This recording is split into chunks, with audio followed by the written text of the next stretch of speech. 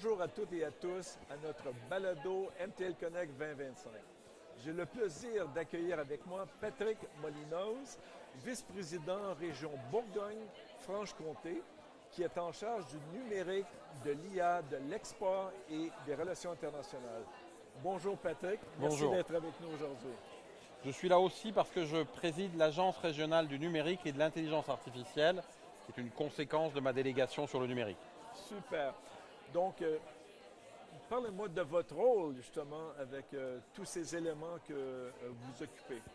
Ben, nous sommes présents, je suis présent avec d'autres Français sur Montréal Connect pour participer à ce moment qui est important de l'écosystème, du fonctionnement de l'écosystème québécois sur les enjeux du numérique et de l'intelligence artificielle qui sont de plus en plus puissants, présents, qui nous enthousiasment ou qui nous effraient.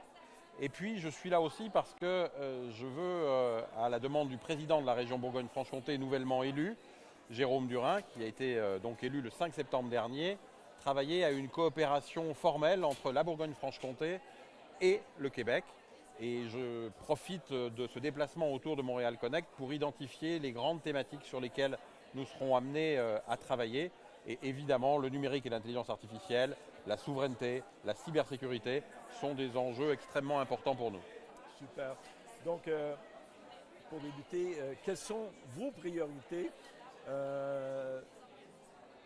dans le numérique Alors, il faut mesurer les différences institutionnelles entre les pays. Une région en France n'a pas les mêmes champs de compétences qu'une ville ou qu'une province au Québec. Nous, notre rôle, c'est un rôle stratégique d'orientation et d'accompagnement des acteurs qui se trouvent un peu éloignés ou qui se sentent éloignés de ces enjeux technologiques. Il faut savoir que la Bourgogne-Franche-Comté, c'est près de 3700 communes. 98% de ces communes comptent moins d'habitants que certains des bâtiments de Montréal, c'est-à-dire moins de 3500 habitants. Wow. Donc il y a un enjeu de diffusion, d'acculturation à ce qui se passe. On n'est pas dans la même situation lorsqu'on interagit avec HEC Montréal, les grandes universités, McGill, l'université de... Bon. Et lorsqu'on est en zone rurale, sans ingénierie. Donc il y a un enjeu d'acculturation. Et puis il y a un enjeu supérieur encore à celui-là, c'est de défendre le principe d'une IA et d'un numérique d'intérêt général. Même si le numérique et les intelligences artificielles se développent aujourd'hui à l'initiative privée essentiellement, même si elles sont dominées par des grands acteurs américains et chinois, nous devons, je le crois, porter une parole d'intérêt général, une parole publique qui dépasse et qui va au-delà des intérêts particuliers de quelques grandes entreprises ou de quelques grands conglomérats ou de quelques grandes alliances internationales. Il y a des enjeux géopolitiques très importants derrière le déploiement de ces technologies.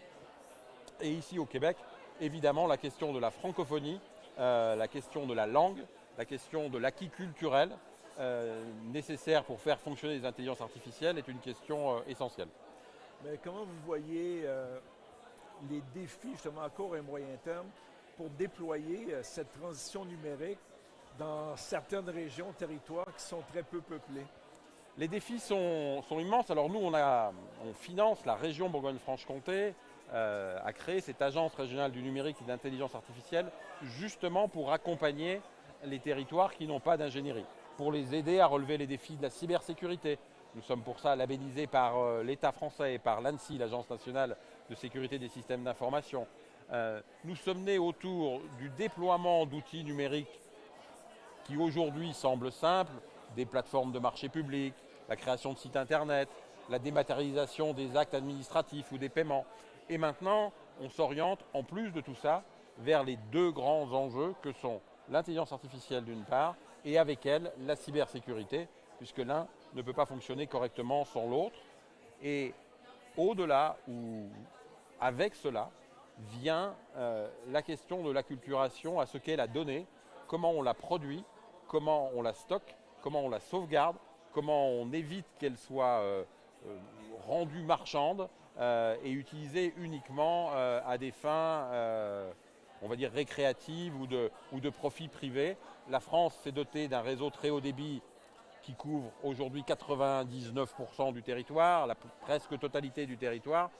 Ça ne sert à rien en vérité de faire du très haut débit si c'est uniquement pour diffuser Netflix, TikTok ou des jeux qui ne permettent pas à l'humain d'aller plus loin, de s'améliorer, de se développer. C'est pour ça qu'il faut une parole et une action publique d'intérêt général.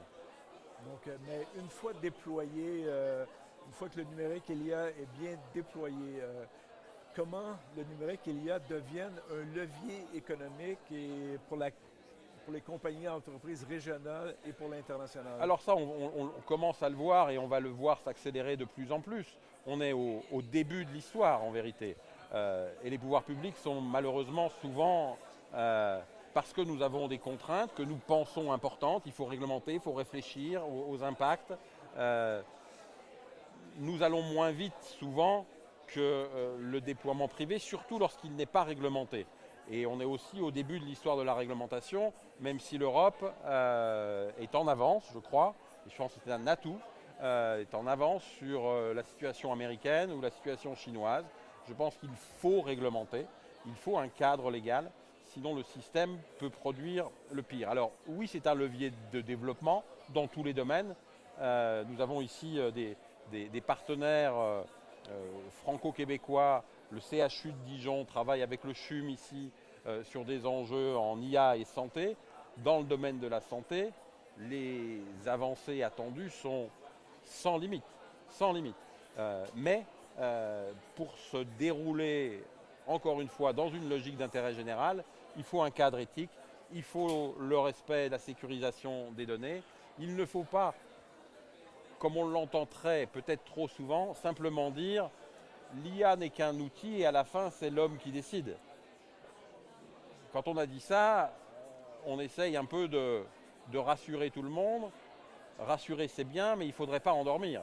Effectivement, on peut décider grâce à des propositions émanant d'intelligence artificielle performante, mais si la base de travail de l'intelligence artificielle est faussée, il est impossible à l'humain de prendre la bonne décision. Donc on ne peut pas simplement dire à la fin c'est l'homme qui décide. Il faut que ce soit l'homme qui décide au début pour qu'il puisse décider à la fin. Et l'intelligence artificielle au milieu est un moyen d'aller plus vite, d'aller plus loin. Et sans doute on ira beaucoup plus vite et beaucoup plus loin dans beaucoup de domaines. Et donc les leviers de développement économique, ils sont extraordinaires. Les marges d'amélioration de la performance sont extraordinaires. Mais ça ne peut fonctionner que si on sécurise en amont la qualité de ce qui sera traité pour prendre les bonnes décisions en aval. Sinon, très probablement, le système s'effondrera et peut amener à des situations extrêmement graves. Ce matin, il y a eu une conférence très intéressante sur la manière dont l'intelligence artificielle pouvait desservir les équilibres mondiaux, parce que l'intelligence artificielle permet de créer des récits qui ne sont pas la réalité, mais qui viennent impacter le monde réel. Ce genre de défi, par exemple, il impose aussi une réglementation, il impose de se référer plus que jamais à la science, aux chercheurs et aux sachants, et surtout ne pas tomber dans ce travers. J'aime bien prendre cette image ou cet exemple. Il y a eu il y a quelques années, 2 ans, 3 ans en France, une grande étude sur les jeunes et les réseaux sociaux. Et parmi les questions posées, il y en a une qui faisait ressortir qu'un pourcentage considérable des jeunes, je ne sais plus si c'était 30 ou 40%, considéraient que la crédibilité d'un influenceur était liée au nombre de personnes qui le suivent. Ce qui est quand même d'une bêtise abyssale, mais c'est une réalité. Ça veut dire que si Kylian Mbappé, qui doit avoir quelques millions de suiveurs, dit quelque chose sur l'informatique quantique, il sera plus cru que le plus capé des prix Nobel d'informatique, enfin, que le prix Turing. Voilà. Tout ça n'a pas de sens. Donc il faut ramener de la raison, de la science, de l'objectivité, parce que si on ne nourrit pas la machine avec les bons éléments, eh bien on ne peut pas avoir de bons éléments à la sortie, et c'est notamment extrêmement important d'un point de vue culturel. C'est pour ça qu'il faut que les modèles ne soient pas alimentés que par la culture anglo-saxonne, qui est parfaitement respectable, Mais on voit dans les pays, alors la francophonie est importante, un grand nombre de locuteurs, encore un grand poids dans le monde, mais on voit de petits pays dont les langues pourraient être considérées comme très, très, je ne vais pas dire mineures parce que le terme n'est pas juste, mais qui développent des modèles de langage dans leur langue pour ne pas perdre leur spécificité. Les Lettons, les Estoniens, les Lituaniens, etc., etc. Ça, ce sont des éléments extrêmement importants et ce sont des leviers de développement d'affaires très forts. Mais ce que j'entends, donc, si je peux vous résumer, c'est que vous dites que les algorithmes privilégient le quantitatif plutôt que qualitatif. Lorsqu'on privilégie un influenceur... Les algorithmes, ils privilégient ce que les programmeurs veulent qu'ils privilégient. Ce qui est important, en tout cas pour moi, c'est qu'on ait la connaissance de ce que l'algorithme a voulu privilégier. Et la question de la transparence algorithmique est essentielle. Mais même si je ne suis pas... je ne sais pas si la transparence doit être partout et tout le temps, je ne suis pas absolument certain que ça apaise les sociétés, mais la transparence algorithmique, elle est essentielle.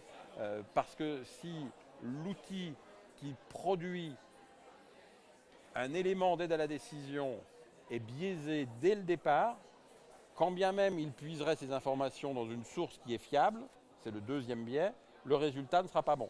Soit la source n'est pas bonne, et là évidemment le résultat ne peut pas l'être, soit la source est bonne, mais l'élément qui traite la source, lui, ne l'est pas, et de la même manière, ça ne sera pas pertinent à l'arrivée.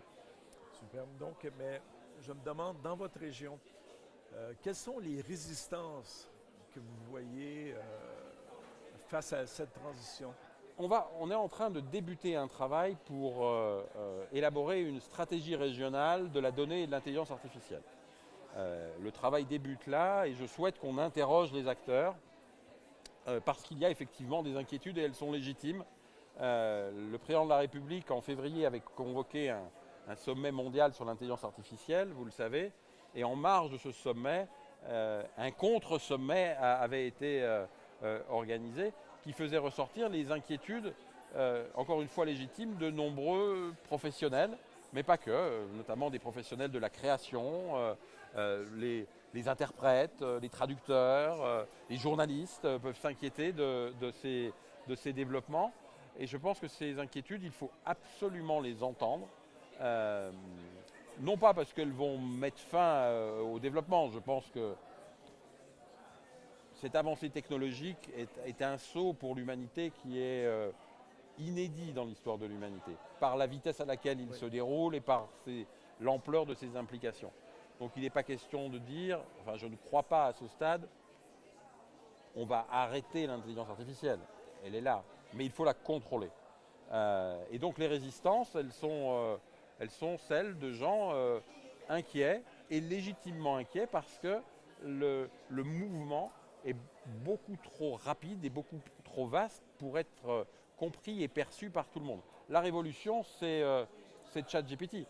Ça a commencé avec les réseaux sociaux et Google. Si on donne l'impression aux 7 milliards d'habitants qu'ils deviennent des experts de tout et qu'ils peuvent donc décider de tout, on retire aux scientifiques, aux sachants, aux gens dont c'est le métier, la légitimité. Et je crains à ce moment-là, non seulement la légitimité, mais on leur retire la raison d'être, le fondement de leur travail. Et on ne peut pas faire avancer l'humanité juste sur des impressions tirées d'une machine dont on ne sait pas vraiment si ce qu'elle nous dit est toujours fondé. Oui, parce qu'on sait qu'il arrive parfois des hallucinations. C'est ça. Pour terminer, Patrick, un conseil aux acteurs numériques du Québec qui s'interrogent justement sur ces grands changements technologiques. Que leur diriez-vous? Moi, je n'ai pas de conseil à donner aux acteurs numériques du Québec. Je me pose plutôt comme un animateur. Je souhaite qu'on échange. Je pense que le Québec est plus avancé que nous dans un certain nombre de domaines, notamment la perception et l'importance de la langue. En France, on a trop tendance à utiliser des anglicismes pour se donner des airs de modernité. Je peste contre ceux qui font ça au quotidien. Donc je pense qu'il y a ici une situation singulière qui ne date pas de l'ère du numérique, mais évidemment avec le numérique, les réseaux sociaux, Netflix, etc., Je pense que la position de la langue française au Québec est peut-être plus, je ne sais pas si menacée est le bon terme, mais la pression est plus importante et du coup vous avez sans doute, et les acteurs ont sans doute des réflexes liés aux questions de souveraineté et de protection plus développés qu'on ne peut l'avoir en France. Donc ce que je crois, c'est que l'hybridation, l'échange d'expériences doit nous enrichir. C'est aussi pour ça que je suis là, pour ce projet de coopération décentralisée entre ma région, la Bourgogne-Franche-Comté et le Québec. Donc, continuons cette collaboration. Merci beaucoup, Patrick, pour cet échange. J'ai encore été trop bavard. Pas du tout. Merci à toutes et à tous. À la prochaine.